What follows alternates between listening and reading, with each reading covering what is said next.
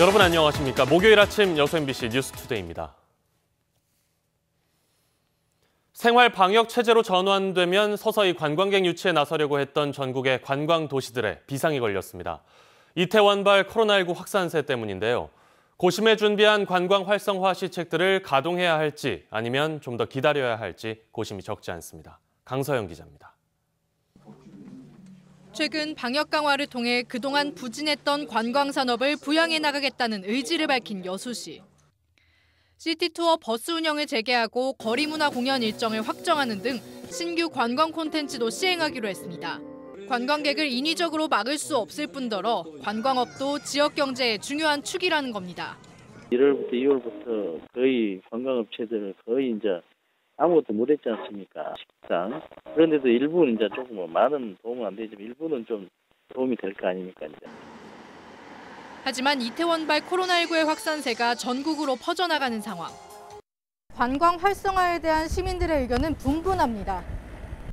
관련 종사자들은 조심스레 관광 활성화의 바람에 비쳤지만 근데 나쁘진 않다 생각하는데 왜냐하면 지금 같은 경우는 많이 확진자가 줄었고 또 우리나라 자체가 워낙 잘하고 있기 때문에 지역 내 감염을 우려하는 시민들도 적지 않았습니다.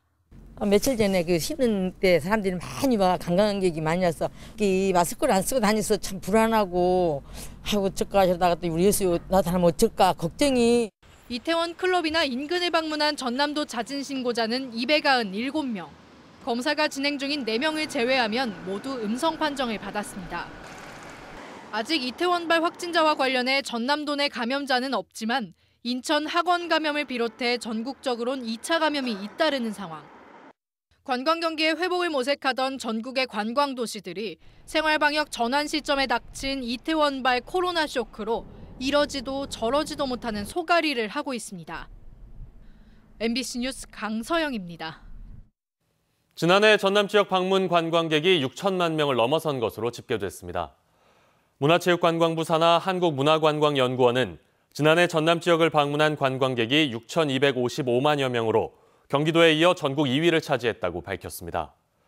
특히 전년 대비 40% 이상 관광객이 증가한 지역은 광양시와 목포시, 고흥군 등 8개 시군이었습니다. 그러나 전남도는 올해는 코로나19의 영향으로 1분기 전남 지역 방문 관광객이 전년 같은 기간 대비 33% 감소해 6천만 명 달성이 쉽지 않을 것으로 보고 있습니다. 순천시가 코로나19 감염 방지를 위해 휴관하고 있던 직영시설의 운영을 방역 지침에 맞춰 순차적으로 정상화하고 있습니다.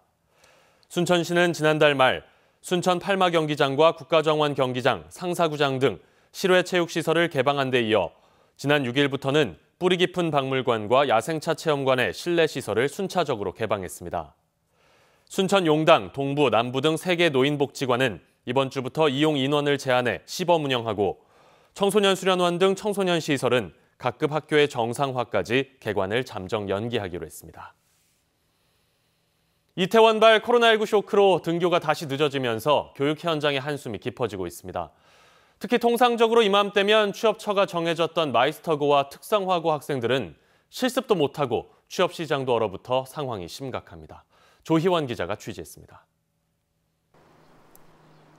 여수의 대표적인 공업계 마이스터고인 여수 석유화학 고등학교.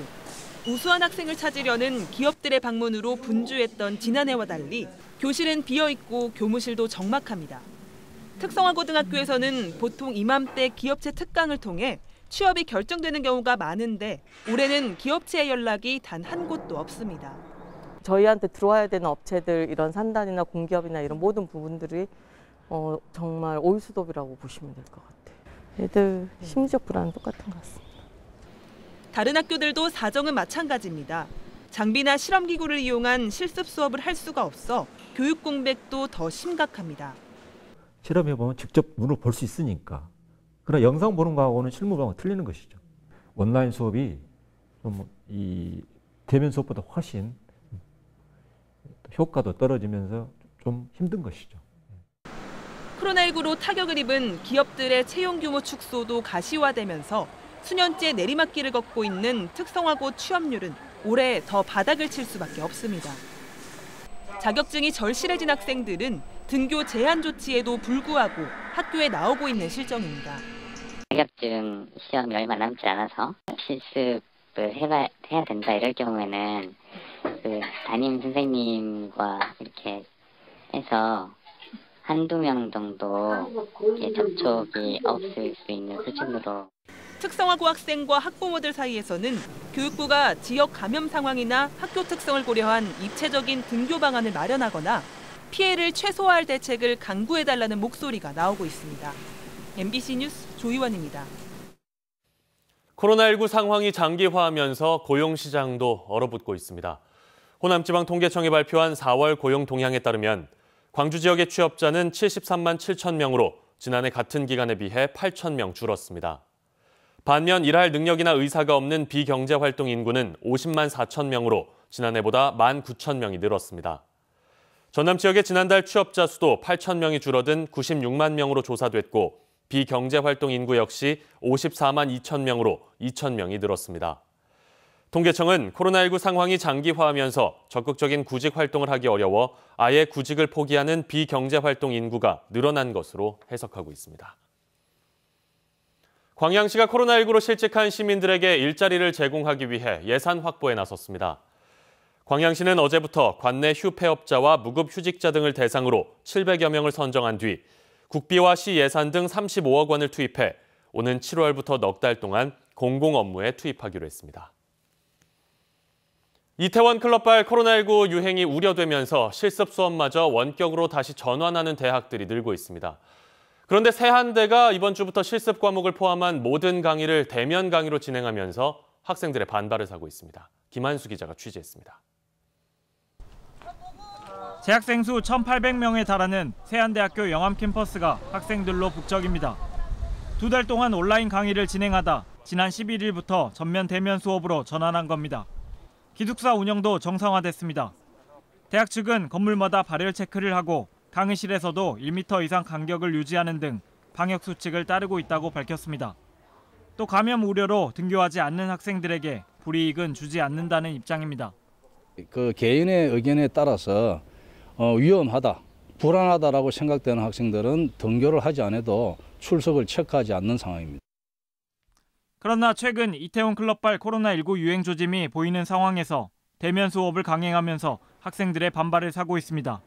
서울과 경기도 출신 학생들이 많아 감염병 유입에 대한 가짜 뉴스도 확산되면서 일부 학과에서 시작된 등교 거부도 점차 확산되는 추세입니다. 강의실 안에서 1.5m도 안 되는 간격을 유지한 채로 52명의 학생들이 다 들어가서 수업을 하는데 그게 너무 위험하고. 총학생회는 대면 수업 여론 수렴 과정에서 반대가 더 많았는데도 대학 측이 일방적으로 등교를 강행했다고 주장합니다. 저희가 등교를 하기 전에 설문지를 만들어서 학생들에게 배포를 했고 학생들은 90% 이상이 거의 등교를 반대하였고. 한편 목포대와 초당대는 실습 이외의 과목은 온라인 수업 방침을 유지하고 있고 목포해양대는 1학기 전체를 재택학습으로 결정했습니다. MBC 뉴스 김한수입니다. 고흥의 한 농경지 인근에 축사를 짓는데 석탄재 성분 슬래그가 성토재로 사용되면서 인근 지역의 농민들이 농경지 오염 민원을 제기했습니다. 그래서 환경당국이 침출수를 채취해 성분을 분석해봤는데요. 우려할 만한 수준의 중금속 성분이 검출됐습니다. 김주희 기자의 보도입니다. 고흥군 도덕면의 1780제곱미터 면적의 한 축사 건축 부지.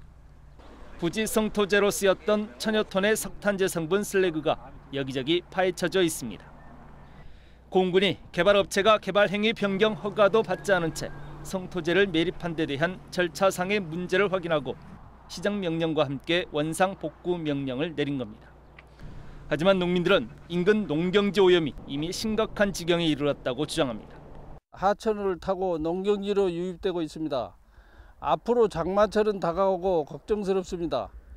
복구 작업이 늦으면 늦을수록 침출수는 확대 방류되며 올해 농사는 물론 수맥 오염으로 막대한 피해가 예상되며 피해가 있을 경우 군 당국에서도 책임이 있다고 봅니다. 고흥군은 주민들이 주장하고 있는 환경오염 사실을 확인하기 위해 전남보건환경연구원에 농경지로 유입되는 침출수를 채취해 정확한 성분 분석을 의뢰했습니다. 그 결과 리터당 카드뮴은 최고 0.004mg, 구리는 최고 0.325mg, 납은 최고 0.1mg 등이 검출됐습니다. 사실상 농업용수로 사용이 불가한 수준입니다.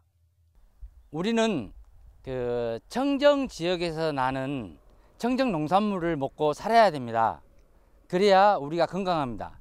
그런데 이 침출수가 농수를 타고 논으로 들어간다면 결국은 이 중금속을 우리 식탁에서 우리가 스스로 섭취하게 됩니다. 그렇기 때문에 더 무서운 거죠.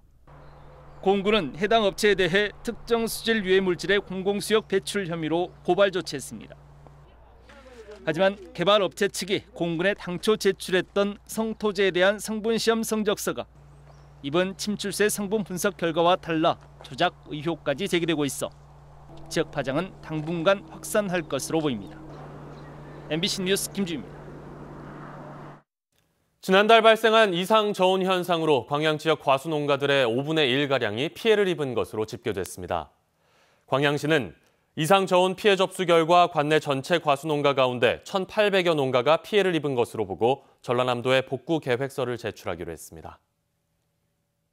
초여름 더위가 나타나거든요. 한낮에 서울이 26도, 대구가 28도까지 오르는 등 전국의 낮 기온이 어제보다 2도에서 5도가량 높아서 덥겠습니다. 하늘빛도 어제와 달리 흐릿흐릿하겠습니다. 내일은 새벽에 서울 등 서쪽 지방을 시작으로 차츰 전국적으로 비가 흠뻑 내리겠고요. 이번 비는 곳에 따라 토요일 아침까지도 길게 이어지겠습니다. 게다가 남부지방을 중심으로는 평균 30에서 80, 많게는 120mm 이상 집중 호우가 쏟아질 걸로 예상돼서 비 피해 없도록 미리미리 대비를 잘해주셔야겠습니다. 오늘 전국의 하늘에 구름 많다가 차츰 흐려지겠고요. 동쪽 지역 곳곳으로는 건조특보가 내려진 가운데 낮 동안 강원도와 충북, 영남 지역으로는 약한 황사마저 나타날 가능성도 있어서 염두에 두셔야겠습니다. 현재 기온 어제 아침보다 높게 시작하고 있습니다. 서울이 13.3도, 대전이 12.4도, 강릉의 경우 20.7도까지 이미 오른 모습인데요. 낮 기온도 어제보다 올라서 서울과 원주가 26도, 대전 28도, 포항도 28도까지 올라 덥겠습니다. 낮 더위는 내일 비가 내리면서 금세 누그러지겠고요. 보시는 것처럼 다음 주 초반까지도 비가 내리는 날들이 많을 것으로 전망되고 있습니다. 지금까지 날씨 전해드렸습니다.